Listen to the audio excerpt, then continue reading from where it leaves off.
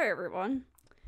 I'm recording this short video to talk to you about web design, which is probably one of the most misunderstood fields in our modern existence. Mostly the misconception comes around with the idea that it's easy and everyone can do it, given the fact that everyone needs one these days, especially with the pandemic going around and stuff. And it's ubiquitous, like it's everywhere, like it's a backdrop to our existence, our digital existence or whatever. And so we don't think about it. It's just part of our culture and part of the internet environment, as it were. And so that leads to not understanding what it is. So for this video, I'm going to explain what actually it is, so there will be no more misconception on the subject. Alright, so what is web design? Web design is a multidisciplinary field covering 4 components: programming, graphic design, business marketing, and writing. It contains all 4 of those components.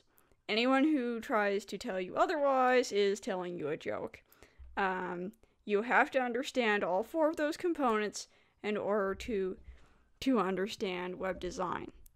Writing inside the web design field is distinct from creative writing, academic research, or any writing that's intended to be a product to be sold.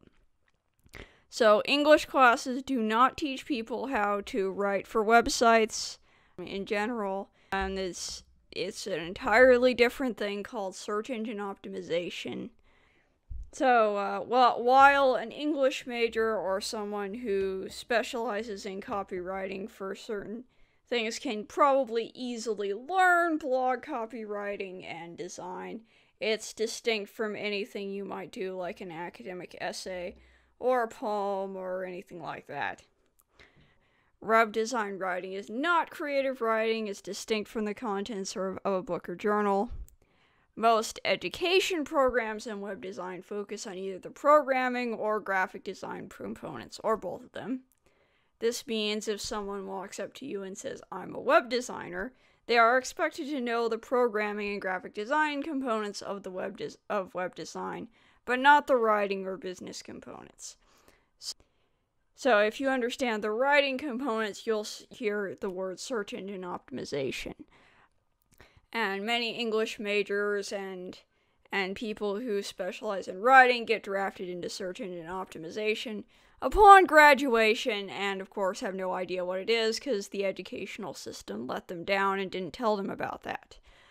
In business, you'll often hear the term internet marketing. And so if someone understands the business components of web design, they'll say that they know internet marketing, or they can get good page view results or analytics or that kind of a thing. They might talk about search engine optimization, but they may or may not know how to do that, depending on whether they know how to write properly. The first fact that we have to get into is that print design is not web design. Now, there's no programming or marketing involved in print design. If I have a book, its design is not a function of how well the book was marketed. The design just exists. Print can be designed in InDesign or Illustrator with no programming involved. It's not an interdependent relationship. One print design can be used for many writing pieces with different content, and one set of print copy can be designed many different ways. Now, there is a relationship there, of course. If you design a print copy a different way, then it does affect how the text is perceived. And then, of course, the text that you place inside the print copy does affect how the print design is perceived. But in web design, you'll see less of the interchangeable parts going on because of the the marketing components that require tiny adjustments. So you see less of these ready-made templates that you see in print design. Now, of course, there are WordPress themes and themes and the like, but inside a WordPress theme or a web design ready-made template, you'll see ways to adjust it. Print design is not like that with their ready-made templates. You don't see nearly as much need for adjustment. So that's another point to be made. Print design is the product. Web design is the marketing to sell the product. So the closest, that's the general rule. The closest analog between print design and web design is junk mail. Web design is junk mail on the internet. Just remember the next time you're reading a website, you're reading highly sophisticated, well-programmed junk mail. And yeah, if you're trying to move from print design to web design, just think about it like that. It's design junk mail. Anyway, which brings us to our biggest difference between print design and web design, which is interdependency. So, if you look at the diagram, which I'm going to now show on the screen here, that shows the arrows going between the two things. Every factor in the web design equation affects all of the other factors, which can be very frustrating for both the designer and the customer. A change in marketing objectives can result in days of new blog copy being written, a possible change in graphic design to run the new campaign, and sometimes new programming to support the new design function. This leads to multiple web designers, or you could say a graphic designer, and then a programmer, and then, various specializations being needed on staff, which leads, of course, to specialization in the field and time and expense. Because, of course, nobody knows all the component parts and nobody bothered to learn them all. So, you have to have a marketer on one side, and then a graphic designer, and then you have to have a programmer, and then you have to have a SEO expert. This is great in many fields that have money, but publishing tends to have no money. So, unless you are the New York Times or Penguin Random House, that is, in which case you are probably listening to this video. So, that leads to publishing ambitions being compromised and frustration, which leads to not great marketing, which of course leads to no money, and then the cycle repeats itself forever. Yeah. So if you're trying to do like a small publishing thing for your business, yeah, it gets to be hectic, because nobody knows what the field is, so everyone's kind of amorphously glomming onto it from these different angles without understanding the interdisciplinary nature of the field. So what is this thing that has these four components? So to look at it, you need to understand what the root of it is, because it's very different from what the advertising campaigns for various website builders would have you believe. Most times they usually say that graphic design on the left-hand corner is the root of web design. And that's not true, because the graphic design is arranged by the programming components.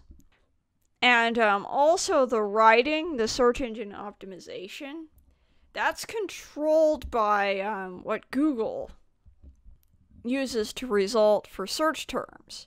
So that's actually a programming set of concerns. And every time you change the marketing parts, as you see on this thing, you change the graphic design, you change the writing, but each of those parts could change the programming as well. And if you look at any website, you'll look at the source for any website. You see the graphic design, but if you press view source or whatever, you'll realize that the whole thing is comprised of code. And it doesn't matter how it's built, it doesn't matter if it's WordPress or Wix or whatever, it's all code to arrange the graphics on the page. And the writing has to go inside the code, inside the HTML. There's no way around that either. And if you look, there are some websites that exist that don't have a lot of graphic design. Now, they have a little bit, but not a lot. And there are web designs that have not very much writing, like zero. Like if you go to a gaming website, are you going to see acres of blog copy? No. That doesn't exist. And you might see like one, if you go to a gaming website, you might see like one picture. And the website is entirely composed of programming. You'll never see an entire writing website, and you'll never see it with no code, and you'll never see an entire graphic design website with no code. This means that web design is code at its root. And the writing and the graphic design are components. And, of course, that the marketing controls the graphic design and writing components. So this brings us to our definition of web design, which nobody likes, but is indeed true. Web design is programming code that takes graphic design and writing as components in response to marketing concerns. The purpose of web design is to market things. And so you can't do web design without code, because web design is code. It's like trying to quilt without dealing with fabric. This leads to two very uncomfortable truths. Uncomfortable truth number one, no matter what code framework you use, whether Wix, Squarespace, WordPress, Wordflow, or Dreamweaver, you will be making web design code. It's all code in the end. All the template websites from Wix to Webflow are agencies. They write HTML, CSS, PHP, JavaScript, etc. in response to the parameters you specify in their user interface.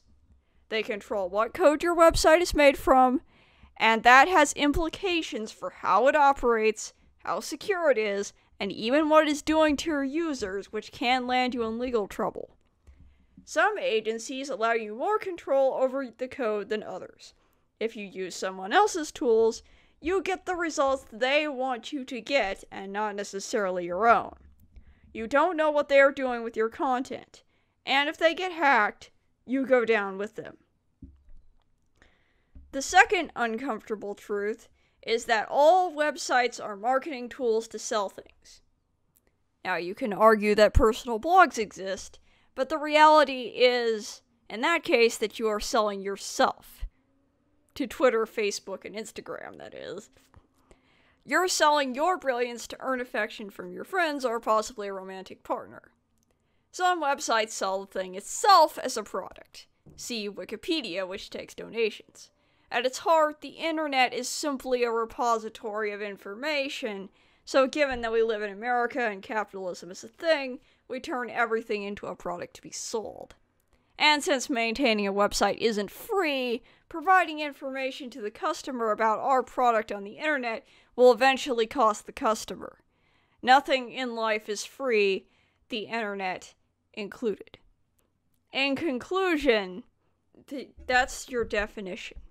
Web design is programming code used to contain graphic design and writing to sell things. And once you realize that, it becomes a whole lot easier to deal with any web designers or graphic designers or whatever inside your company and understand what they're doing. Thank you for watching this behind the scenes video. If you want more content like this, check out the playlist on the right, and don't forget to subscribe. As of this recording, my website is not quite up yet, but when it is, you can find it at sarahrfisher.com. That's Sarah R, don't forget the R, Fisher.com. You can also join the conversation on Twitter at the handle on the screen. There will be a link to my Twitter page in the description below.